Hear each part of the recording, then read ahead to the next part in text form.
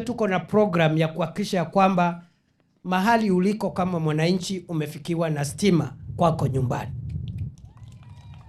Haijalishi nyumba yako ni aina gani.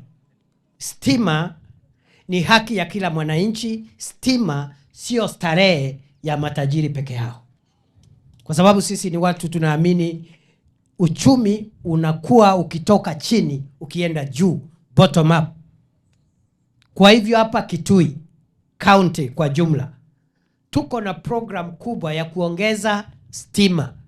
Huyu Mheshimiwa Mbai atakwambia ama labda ameshawambia zile vijiji mpya hapa Kitui East ambavyo vinawekwa stima under last mile electricity connectivity.